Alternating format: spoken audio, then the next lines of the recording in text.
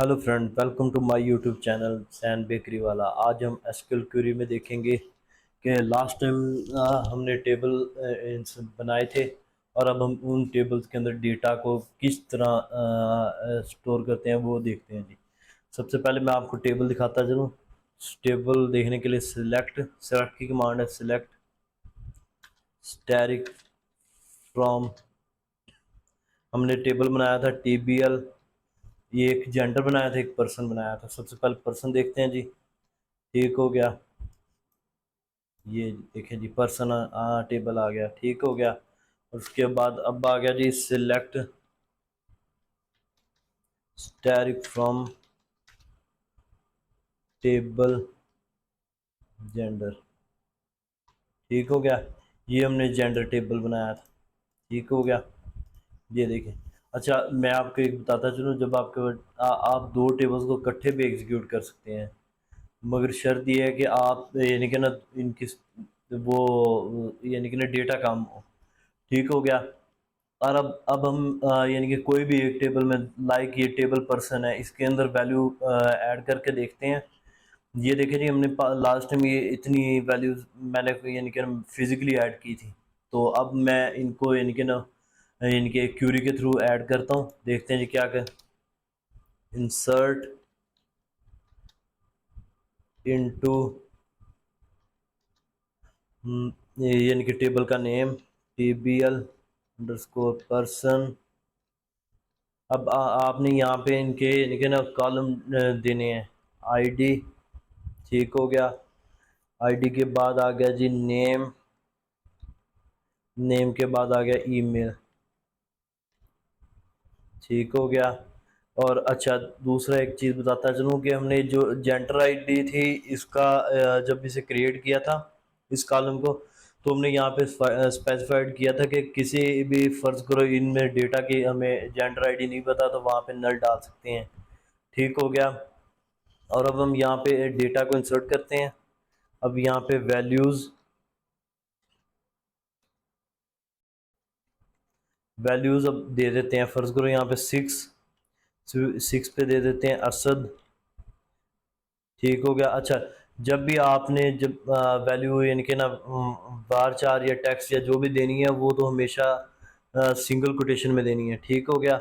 Email, email दे देते हैं asad.com। ठीक हो गया, ठीक हो गया। ये हो, ये हमने क्यूरी लिखी है, इसको एग्जीक्यूट करते हैं। ठीक है, अब देखते हैं जी अब क्या इफेक्ट डलता है हमारे टेबल पे। ये देखें जी, हमने यहाँ पे बाय डिफ़ॉल्ट यानी कि ना जो जेंडर आईडी नहीं डाली तो वो उसने नल डाल दी। ठीक हो गया। अब हम ये करते हैं कि अगर फ़र्ज़ करो हम जेंडर आईडी नल डाल देते हैं या हम देते नहीं हैं, तो इसमें बाय डिफ़ॉल्ट वो कोई ना कोई वैल्यू तो पिक करे ना, कोई वैल्यू यानी कि या थ्री थ्री कर दे वो अननाउन। ठीक हो गया। इसके लिए आपने क्या करना जी, इसके लिए आपने कंस्ट्रेंट ऐड करना। कंस्ट्रेंट ऐड करने की फिजिकली भी आप कर सकते हैं और क्यूरी के थ्रू। यहाँ हम मोस्टली फोकस करेंगे क्यूरी के थ्रू। ठीक हो गया। अब मैं हम कंस्ट्रेंट कैसे ऐड करते हैं।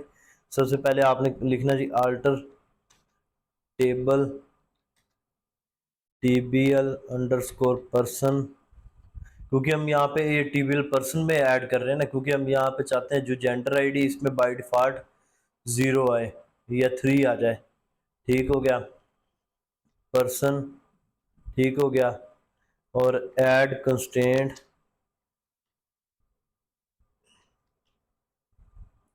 ठीक हो गया। अब आपने यहाँ पे कंस्ट्रेंट का नेम रखना है। कंस्ट्रेंट का नेम क्या रखना है, आपने डी एफ रख देना डिफ़ॉल्ट के लिए अंडरस्कोर।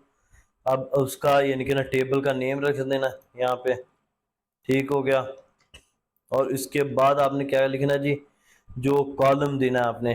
ठीक हो गया। आपने यहाँ पे लिख देना जेंडर आईडी, GEND या जेंडर आईडी। ठीक हो, आपने इसके लिए देना है। ठीक हो गया।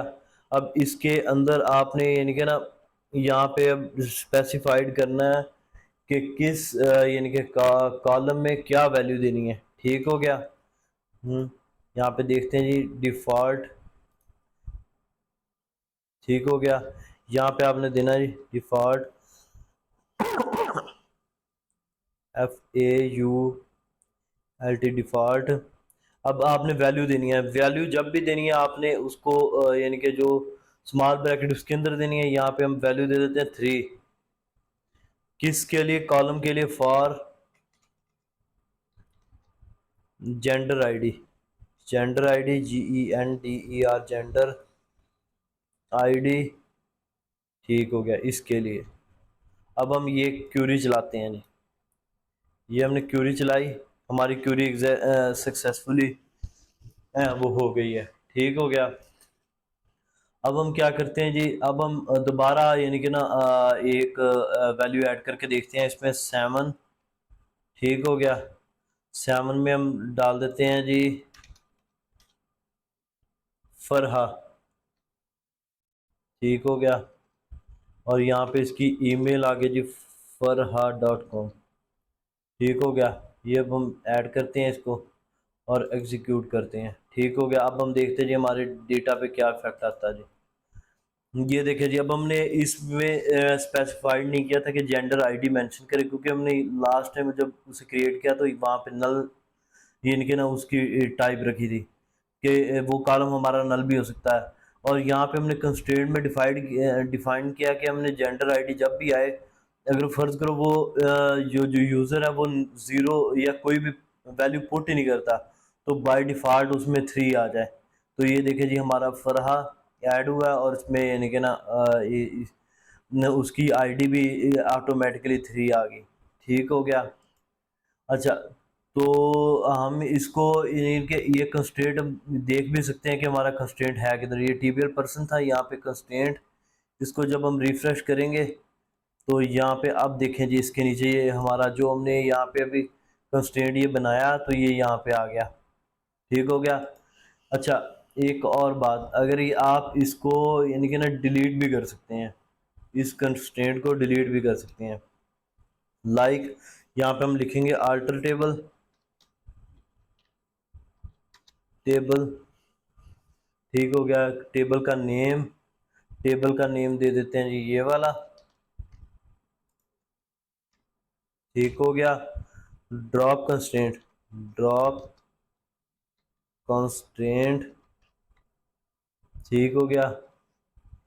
कॉन्स ठीक हो गया कंस्ट्रेंट। अब कंस्ट्रेंट का नाम देना आपने, ये हम यहाँ पे ये वाला नेम है तो हम यहाँ पे देते हैं इसका नेम। ठीक हो गया। अब हम ये क्यूरी ऐड करते हैं, रन करते हैं। ठीक हो गया। अब हम देखते हैं जी हमारा कंस्ट्रेंट यहाँ पे, क्योंकि ये वाला कंस्ट्रेंट था यहाँ पे। ठीक हो गया। इसको रिफ्रेश करते हैं, ये देखिए जी हमारा कंस्ट्रेंट डिलीट हो गया। ठीक हो गया। अच्छा, तो अब एक और चीज़ बताता चलूँ कि आप लोग इसको यानी कि ना जब बाय डिफ़ॉल्ट जब आप कोई टेबल क्रिएट कर रहे होते हैं तब भी आप कंस्ट्रेंट की वैल्यू बाय डिफ़ॉल्ट भी रख सकते हैं। तो उसमें आपने क्या करना जी, यहाँ पे alter table, table name, add constraint की जगह ना यहाँ पे आपने यानी कि ना उसका डेटा टाइप डाल देनी है। ठीक हो गया। और डेटा टाइप डालने के बाद यानी कि उसका वैल्यूज लाइक, जहाँ पे मैं इसको नीचे करता हूँ यहाँ पे ये देखें ना, यहाँ पे ऐड कोई भी कॉलम, कॉलम नेम लाइक हम डाल देते हैं जी यानी कि इसमें हमारे पास 4 कॉलम थे ना, जिस तरह ये थी क्यूरी हमारे पास, इसमें हमारे पास 1 2 3 4 कॉलम है। तो हम यहाँ पे यानी कि कोई भी ऐड कॉलम यानी कि कोई भी ऐड कर देते हैं, लाइक अननाउन, KNOWN, अननाउन के नाम से। और इसकी N-var 4, N-var 4 50। ठीक हो, ये इसकी टाइप आ गई। और आगे आपने नॉट नल, ठीक हो गया, ये डाल देना। अब आगे यानी कि इसका कंस्ट्रेंट आ गया, कंस्ट्रेंट का नेम टीबीएल पर्सन अननाउन कर देते हैं, अननाउन KNOWN नाउन। ठीक है। उसके बाद आपकी डिफ़ॉल्ट वैल्यू, डिफ़ॉल्ट आप कोई भी वैल्यू रख सकते हैं।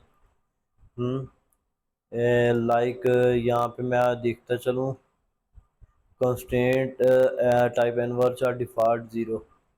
अच्छा, फिर यहाँ पे डिफ़ॉल्ट और इतना पार्ट नहीं आएगा।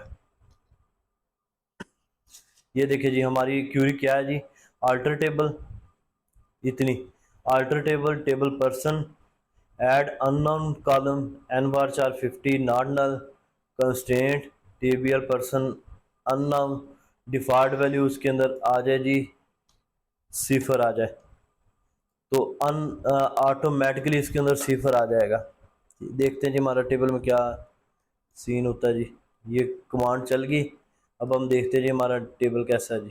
ये देखिए जी, हमारा ये मैंने क्रिएट किया और उसमें डिफ़ॉल्ट वैल्यू अननोन आ गई। ठीक हो गया। अब इसके अंदर इसने यहाँ पे इसका कंस्ट्रेंट भी क्रिएट कर दिया साथ में, ये टीबीएल पर्सन, और इसमें इसको फ्रेश करते हैं। अब यहाँ पे इसको देखते हैं, ये जी इसने कंस्ट्रेंट भी इसका डिलीट कर दिया। अच्छा, यहाँ पे आप इसको दोबारा डिलीट करते हैं जब भी आपने, यानी कि अगर फ़र्ज़ करो मैंने ये चौथा अननोन कॉलम डिलीट करना, तो उसके लिए आपने पहले उसका कंस्ट्रेंट डिलीट करना है। ठीक हो गया। यहाँ पे मैं उसको कंस्ट्रेंट डिलीट करने लगा उसका, alter table table person drop constraint, और ये क्यूरी रन करता हूँ, क्यूरी रन होगी। ठीक हो गया। और अब मैं करता हूँ alter table, alter table TBL underscore person drop column COLUMN column, column कौन सा ड्रॉप करना जी हमने, अननाउन, KNOWN